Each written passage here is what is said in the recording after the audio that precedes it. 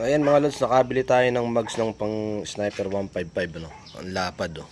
Makikita nyo ang lapad. 120. 120 by ito. Ayan size oh. So i-convert natin dito sa Raider natin. Palalapalan natin yung gulong. So tara, simulan na natin.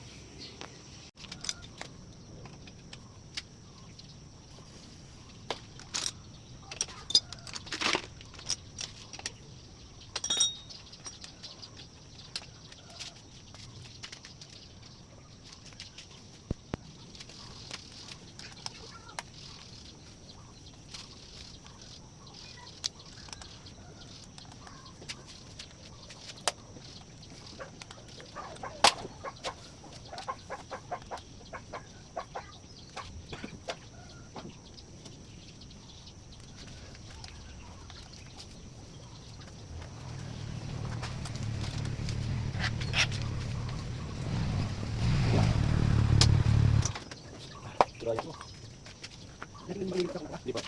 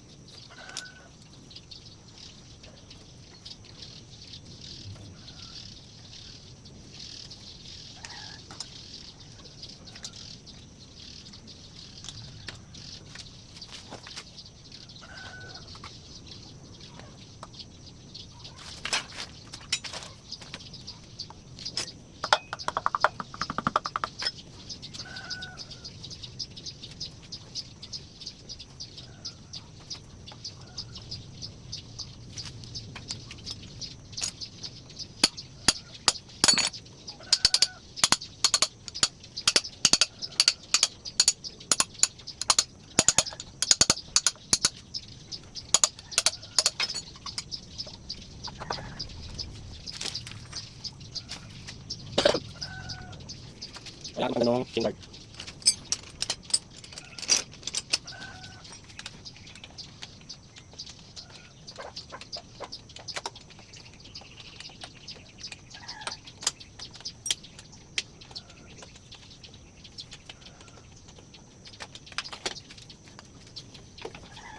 Wala kang wala tanong.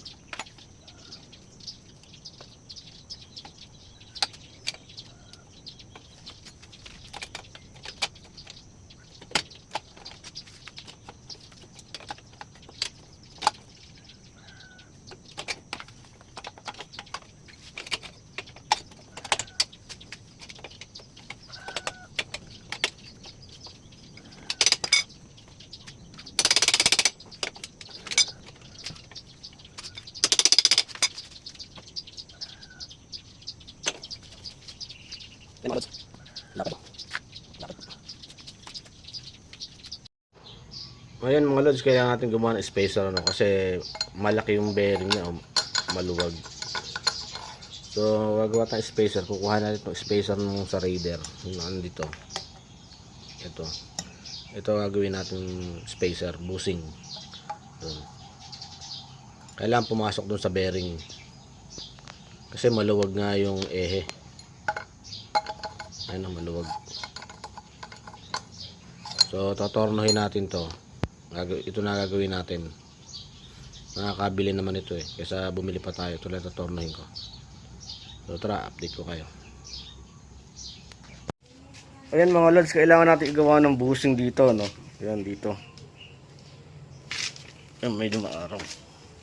Kailangan natin igawa ng bushing dito na parang ganito. Ayan, parang ganito. Yung ito, yung papasok dun sa bearing dito. Kasi maluwag nga eh. So ngayon, magtotorno tayo ng bushing para dun. Ayan, nabutas na natin, ano, ayan. Stainless steel yung ginamit natin na yan. So, ito yung pinambutas natin.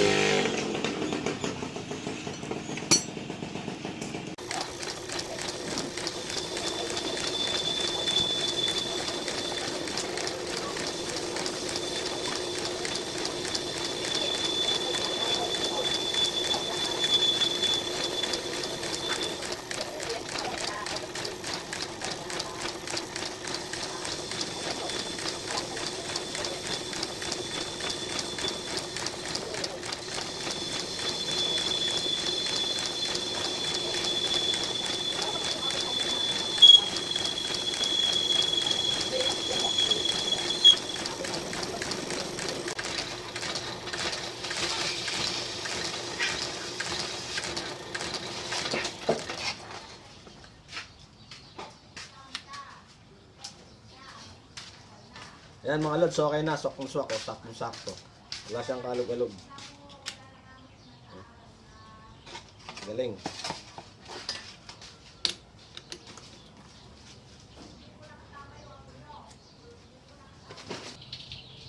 Ngayon mga lods, natapos na yung ginawa natin bushing, ano. Papasok dito yan. Ayan. Para dyan yung spacer dyan.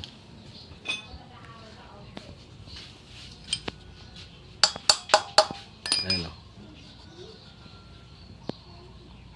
So puputulin natin to ngayon. Puputulin natin ito, masyado kasi mahaba ang lamit. Kailan mga gandito lang. Tara, putulin na natin. Ayan mga lods, kailangan natin tanggalin yung kabitan ng yung bracket ng caliper natin, ano. Kasi mababa siya. Tumutukod na dun sa ibabaw ng disc, kaya binutasan natin dito para ibaba natin. May bushing yan eh, nakaganon. So, yan, pe-pencil grind natin. Ayan mga lods, ano, kaya ganyan ginawa natin, in-slotted natin yung butas. Kasi mababa eh, para umangat to. Kasi welding na lang ulit natin mamaya pag tumama na. Magandang umaga mga lods, hindi natin natapos yung conversion kahapon, ano, pero okay naman na yung likuran. Yung likuran natapos na natin. Ayan, lapad, no. Ayan mga tayo, sentro-sentro. Ngayon nagka-problema tayo dito sa unahan. Yung bracket nung caliper, mataas, malaki kasi yung disc brake nung stock ng Raider 150. Tapos ito maliit. Kaya hindi nakain nung caliper. Kailangan bumaba siya. Gagawa dapat tayong bagong bracket kaso wala tayong plate. Kaya ang ginawa kong remedyo, ito na. Ito yung bracket ng caliper ng stock ng Raider. Ang gawin ko dyan, bibiyakin ko na lang sa gitna para bumaba itong kabila. Saka ko na lang siya papalitan pag may plate na ako. Ayan. Hindi kasi makain ng caliper pagka yung stock ng Raider 150 kinabit natin. Bibiyakin ko na lang siya, tapos ibaba ko na lang. So update ko na lang kayo mga lods. Ayan mga lods, biniyak ko na, ano, ayan, no. Biniyak ko kasi kailangan gumanon na yan. Ayan, gumanyan yan. So madali ka naman palitan to ng bago. Kung wala pa akong plate, biniyak ko muna siya. Tapos papalitan ko na lang siya ng bago. Pag ikakabit ko na yung dating mags ng Raider 150. Pero hindi ko na siguro papalitan, okay na sa akin yung mags na yan. So update ko lang kayo mga lads. Mga lads, hindi umubra yung pinutol natin bracket, ano, yung stock mo sa Raider 150. Hindi talaga uubra. Ito yung sa Raider 150. Tapos gumawa tayo ng panibagong bracket. Ito, ayan. Hindi may pwedeng putulin. Kasi dapat nakaganon eh. Tapos hindi niya pa rin makain ng ano, hindi niya pa rin makain ng buo yung disc. Kaya obligadong gagawa ng panibagong bracket dito. Ito, nakagawa na tayo. Nasalpak na lang natin. Tara. Ayan mga lods, tapos na yung ginawa natin bracket ano, para dito sa caliper sa unahan. Ito siya. So, hindi na natin nagamit yung stock. Kasi pinutol ko yung sa gitna.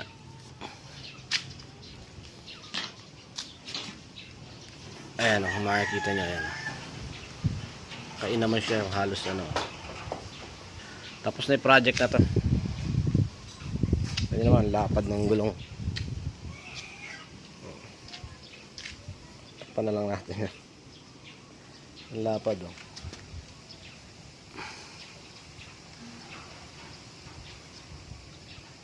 So okay na siya, tetestingin natin kung babago hila.